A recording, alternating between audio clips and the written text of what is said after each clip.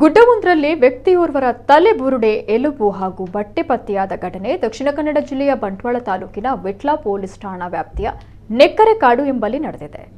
August 8ರಂದು ಸಾಯಂಕಾಲ ಗುಡ್ಡಕ್ಕೆ ಸೊಪ್ಪು ತರಲು ತೆರಳಿದ ಮಂದಿಗೆ ತಲೆಬುರುಡೆ ಎಲುಬು ಹಾಗೂ ಆ ವ್ಯಕ್ತಿ ಧರಿಸಿರುವುದಾಗಿ ಸಂಶಯಪಟ್ಟಿರುವಂತಹ ಬಟ್ಟೆ ಕಾಣಸಿಕ್ಕಿದೆ. ಬುರುಡೆಯನ್ನ ಕಂಡವರು ಮನೆ ಮಂದಿಗೆ ವಿಚಾರವನ್ನ ತಿಳಿಸಿದ್ದಾರೆ. ರಾತ್ರಿ ವೇಳೆ ಅವರು ಈ ವಿಚಾರವನ್ನ ವಿಟ್ಲ ಠಾಣಾ ಪೊಲೀಸರಿಗೆ ತಿಳಿಸಿದ್ದಾರೆ. ಸ್ಥಳಕ್ಕಾಗಮಿಸಿದ ಪೊಲೀಸರು ಪರಿಶೀಲಿಸಿ ಮಾಹಿತಿಯನ್ನು ಸಂಗ್ರಹಿಸಿದ್ದಾರೆ.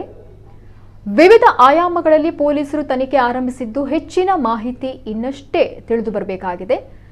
ತಲೆಬುರುಡೆ ಪತ್ತೆಯಾದ ಪ್ರಕರಣ ನಾಗರಿಕರಲ್ಲಿ ವ್ಯಾಪಕ ಆತಂಕಕ್ಕೆ ಕಾರಣವಾಗಿದೆ.